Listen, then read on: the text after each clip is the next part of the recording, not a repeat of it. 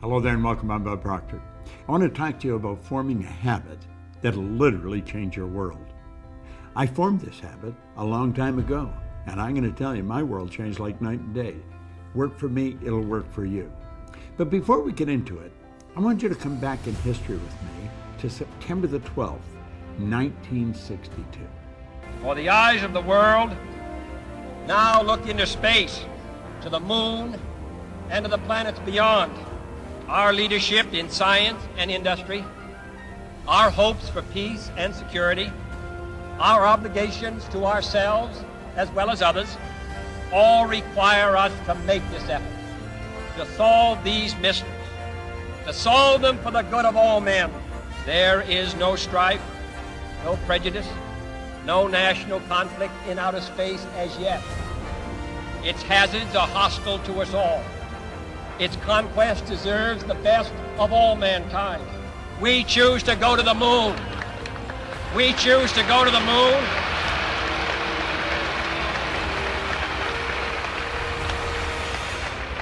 We choose to go to the moon in this decade and do the other things, not because they are easy, but because they are hard. Because that challenge is one that we're willing to accept, one we are unwilling to postpone, and one we intend to win. Do you know what John Kennedy did there? Made a decision. That was a decision. It was a big decision, and it changed everything forever. Well, do you know, decision is something most people never really learn, and for good reason. Stay with me, because I'm going to show you something here that you possibly have never looked at before. This book changed everything for me. In this book, it's Napoleon Hill's Think and Grow Rich. There's 15 chapters. There's one chapter, the entire chapter is dedicated to decision. Now you may say, well, I make decisions. Do you really? You may make little ones, but you make the real important ones. Do you go after what you want in life? Do you get everything you want in life? See, the truth is, only about 3% of the people are really living the way they want to live, driving the car they want to drive, taking the trips they want to take, living in the houses they want to live in. Most people do not, and they'll tell you why they can't, and they'll give you a string of reasons a mile long. All seem very practical, very reasonable, and the leader of them all is they can't afford it. Well, the truth is, we live in the richest country in the history of the world. Money is the easiest thing in the world to earn once you learn how. Well, if you turn making a decision into a habit, you're going to learn how to do a whole lot of things you may think you can't do. See, what we're doing is we're exploring a side of our personality that we really don't understand. Now, I photographed a page out of here. Napoleon Hill said, those who reach decisions promptly and definitely know what they want, and they generally get it. The leaders in every walk of life decide quickly and firmly. That's the major reason why they're leaders. He said the world is a habit of making room for the man or woman whose words and actions show they know where they're going. And he went on to explain why we have difficulty here, for very good reason. Indecision is a habit, which usually begins in youth.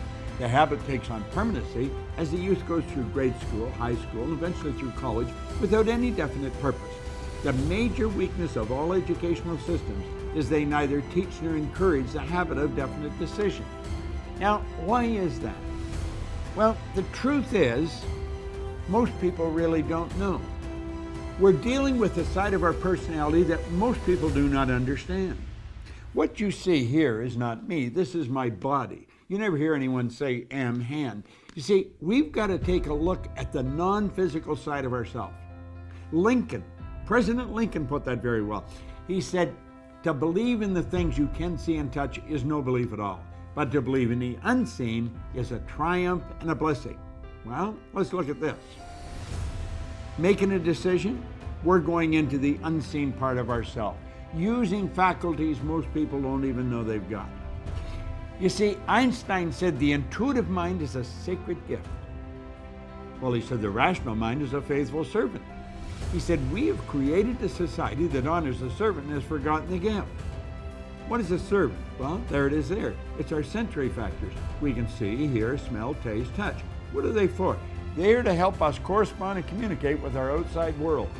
But you know that the physical world is nothing but the manifestation of the non-physical world. That's right. Here we've got something that's nothing short of a miracle when we look at it properly. This is a little cell phone. It has more power than the computer had that took the first rocket to the moon. Think of that. And I'm carrying it around in my pocket. I can touch a button and bang, like that, send a picture to you, and you'll get it simultaneous with me sending it. How does all that happen? Well, it happens because we're dealing with the non-physical side of ourselves. We're dealing with just pure power. How do we get at that? Well, we've been gifted.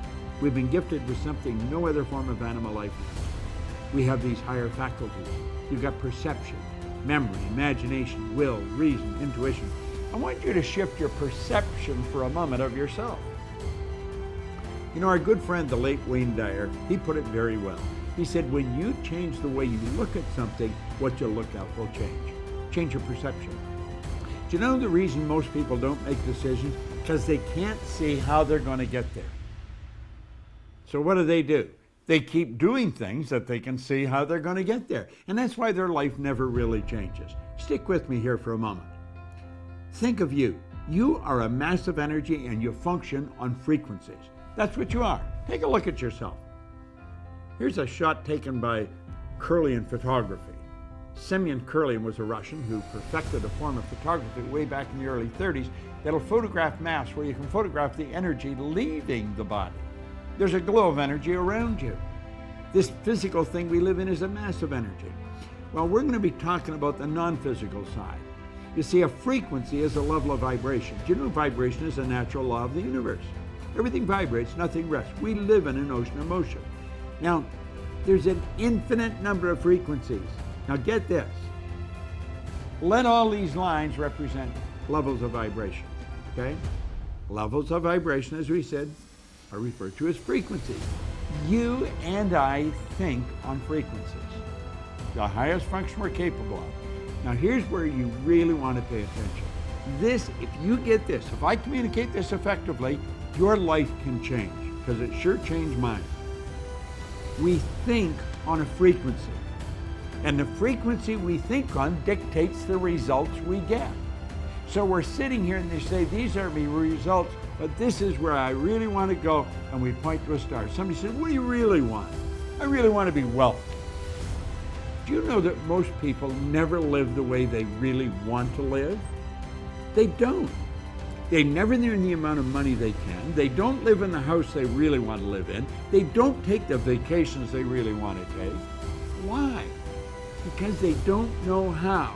You see, when they set those targets, they look off into a space and they see nothing. Now look here for a moment. These lines represent levels of frequency, or you could say levels of awareness. But when we set the target way up there, it's all gone. We don't know how to get there. Think of that. Think of what Steve Jobs says. You cannot connect the dots looking forward. You can only connect them looking backwards. So you have to trust that the dots are going to connect as you go ahead. Now that's pretty big. If you're going to look at the unseen, you have to use the higher faculties. That's what Einstein talked about, the sacred gift. We can use faculties to look into the future.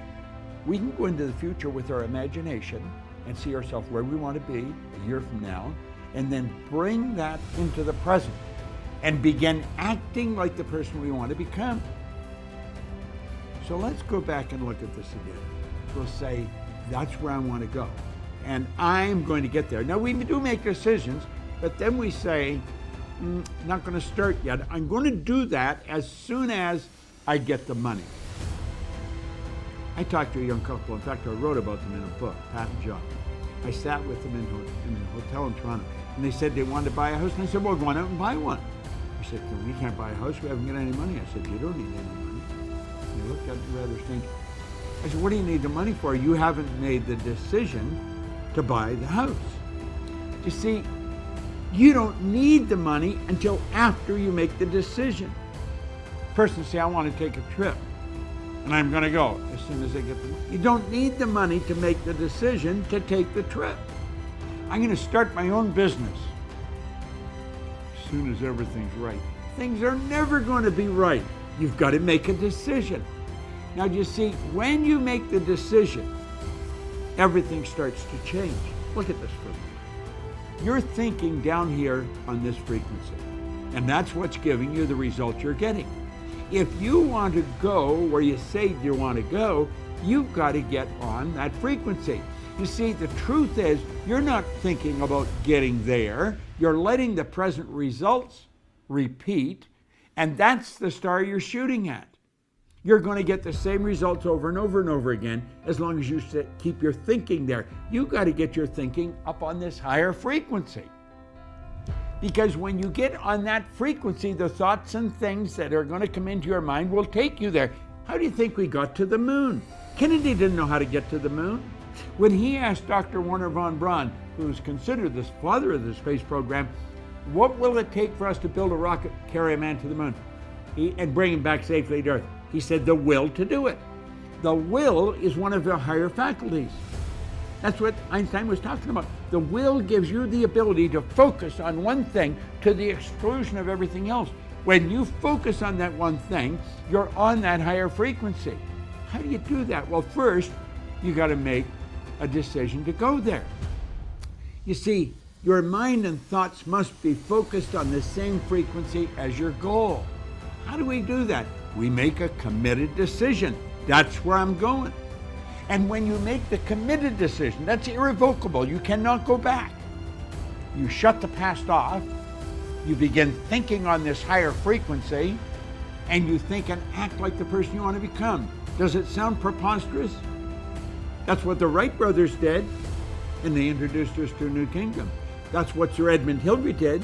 I had the good fortune of working with him. He was a beekeeper from Auckland, New Zealand. He was the first person to ever climb Mount Everest. He didn't know how to get to the top of that mountain until after he got there. He trusted in the image that he held in his mind. You got to trust in the image you hold in your mind. You got to think like the person you want to become. It takes a decision to get up on that higher frequency. And the second you make the decision, everything starts to happen. But you got to believe you can do it. The moment your belief matches with any state, the higher frequency is the state. The moment your belief matches with any frequency, you fuse with it, and this union results in the activation, the projection of the plots and plans and conditions and circumstances. Things start to happen. Think about it. You're going to a dance, you need the new dress. You make a decision, you don't know where the money's coming from, but you've got to have the dress. You get the dress. You want that car, you make a decision, you get the money, you get the car. The moment your belief matches with any state, you fuse with it. And this union results in everything that happens. Now look at this new state of conscious awareness becomes your home from which you view the world. You're operating on a different frequency. Don't expect a lot of support from the people around you. They don't know what you're doing. They probably think you've gone a little crazy.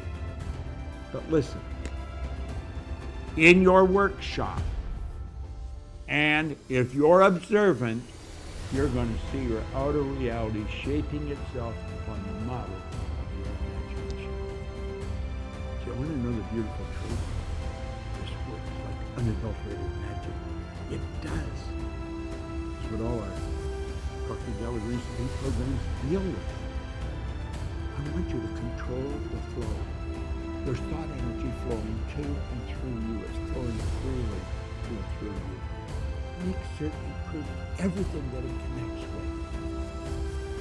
You've got all of this power locked up within you. Utilize it. Go after what you want.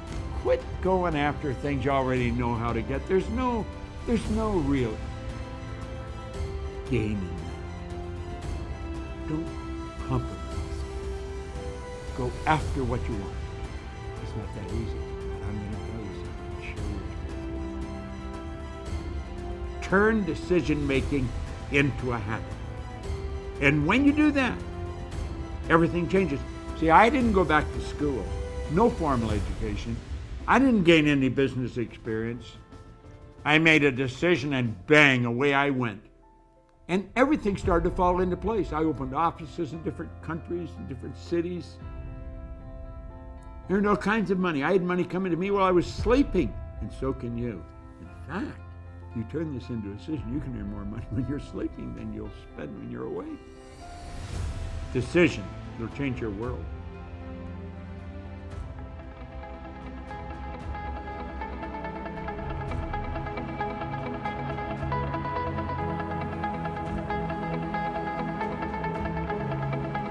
Check us out at ProctorGallagherInstitute.com for tips, tools, and resources.